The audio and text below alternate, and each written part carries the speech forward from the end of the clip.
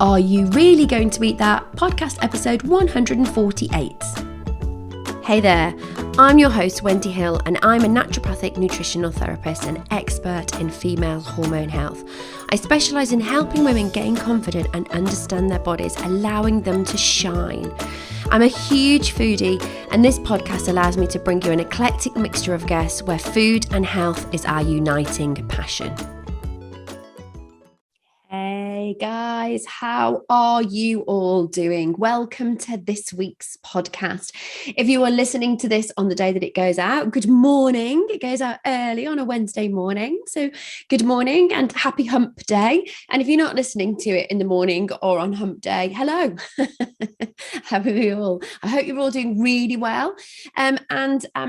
This week's episode is a little bit of an emotive one. So I think I might say things this week that some of you won't necessarily agree with. I am going to share with you my opinions on whether or not what we weigh is important, or is it as important as we think it is? So this is the thing, is it really as true an indicator as we think it is? And I want to say at the outset that I know plenty of skinny people who are not healthy, and I know plenty of overweight people who are healthy, or are healthier than those skinny people, shall we say. And there is no getting away from the fact that there is a correlation between chronic illnesses, particularly modern chronic illnesses. So we're thinking about things like, the influx of, or the increase in type 2 diabetes, cardiovascular disease. I see lots of clients with things like IBD, IBS. Yes, there is a correlation between obesity and these issues, but I don't think that is the whole picture. And I think we need to look at things differently. And my biggest issue with weight is that people become obsessed by it. Let's park the weight a little bit. How would what would making ourselves feel healthier do? This time of year is probably, I'm reminded about it more than ever, more flesh on show a little bit.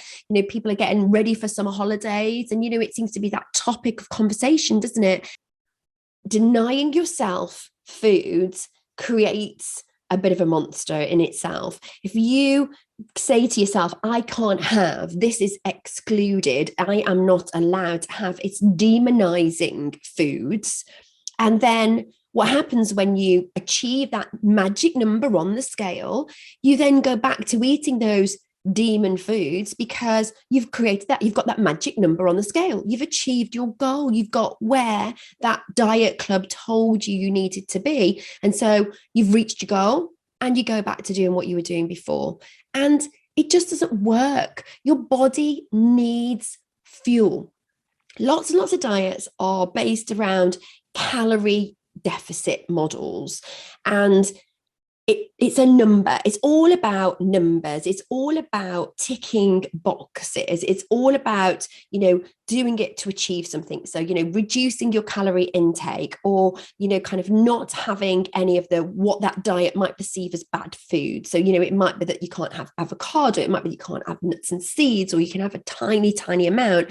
It's whatever that diet perceives as being the combination that is going to get you what you need on the scales. They never talk about the fact that your body is doing amazing things. It never talk about the fact that your body needs certain nutrients to be able to survive. I mean, for example, the whole, low fat, reduced fat, that lots and lots and lots, most diets will tell you to not eat fats, or really limit the number of fats that you do, because quite frankly, fats have a lot of calories. So more calories per gram than anything else that we eat, including alcohol. And so by reducing the number of fats that you have, you're going to reduce the number of calories. However, did you know that we need fat? Good fat. There is different kinds of fats, but we need fat to make hormones. All of our hormones.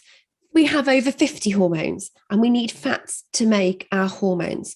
If you want to know more about which fats are good fats, there's unsaturated, saturated, trans fats and stuff, go back and listen to my podcast episode 61. So that's hillstart.me.uk/61. And that episode is all about fats.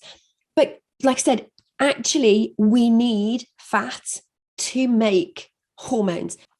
My tips are: cook fresh food whenever you can, okay? Whenever you are able to do, make food or buy food from someone who's made it. Try to avoid processed foods.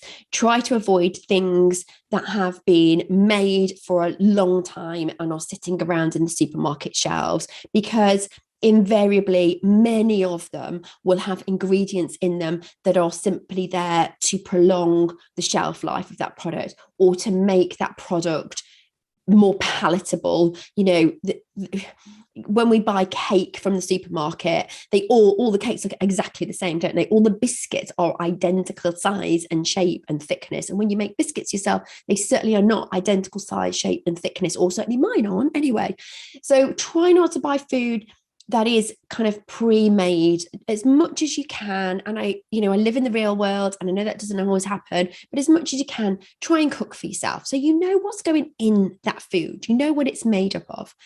Eat more nuts and seeds. Nuts and seeds are my answer to everything. Green leafy veg, nuts and seeds, off I'm gone. Just leave the money by the door. Nuts and seeds are full of essential vitamins, minerals, and good fats. Yes, they are high in calories. So you don't want to be going like eating a whole bag of peanuts, but actually adding a variety of nuts and seeds to your diet is a really great way of making sure your body gets all of those essential vitamins and minerals. Eat more variety. We often eat the same meals on repeat, constantly on repeat. I have the same breakfast every day. I have the same lunch every day. I might have chicken salad one day and I might have, fish another day, salmon salad another day, but basically it's pretty much the same meals on repeat. So try and have more variety. The more variety you get, the more food you're eating, the more ranges of vitamins and minerals you're getting. And particularly when we're talking about fruits and vegetables, you're getting more phytonutrients, and each different color and each different vegetable and fruit will have a different balance of phytonutrients. There are hundreds of phytonutrients out there. So it's given us the best opportunity to get all the ingredients that our body needs to make the hormones, to make our cells, to make muscle. It's given our body all of those ingredients that it needs. Plan your meals. Okay, so this sounds like quite a simple thing to do, but plan your meals. If you know what you're going to eat, then you are more likely to make good decisions. It helps with reducing food waste. It helps reducing costs as well if you're only buying what you need. But certainly planning your meals so that you know what's coming. You're not going to either skip a meal or make a less healthy decision because you're starving and it's lunchtime and you go to the fridge and just grab whatever's in there, or you rely yourself on that piece of toast with some jam on it because you need the energy, and kind of going, I've already made myself a lovely mackerel salad for one, or I've got a really lovely soup that's already done, so I don't have to think too much about it. I can eat those healthier foods without worrying. And my last one would be just stop weighing yourself. Put the scales to bed. Take the batteries out and stop weighing yourself. Stop making that the focus of your attention and make health the focus of your attention, and then you will be healthier and you will be the weight that you should be. Right, I really am going now. Thank you so much for listening, guys. I will be back next week, and I'm talking about holidays next week. So join me next week. We're talking about holidays and health and how we can go on holiday without sabotaging our health goals. So that is the topic for next week. Pop on and leave me a review on Apple. Please don't leave me a horrible review if you didn't agree with me. Tell me, but don't leave me a horrible review. Just tell me that you didn't agree. Let's have a chat before you go away. And I will be back next week. Enjoy the rest of your day, whatever you're doing. Thanks so much for listening, and I will speak to you soon. Thank you for listening to the Are You Really Going to Eat That podcast. If you enjoyed this episode, why not share it with your family and friends? And the best way to help me get out to a wider audience would be to leave me a review. So if you just got a couple of minutes, if you popped into iTunes and just scroll down to the bottom, click 5 stars, of course, and leave me a review, that really helps our ratings. And to make sure you get every episode in your inbox on a Wednesday as it's released, remember to click subscribe. Thank you so much for your support. Tune in again next week for the latest episode.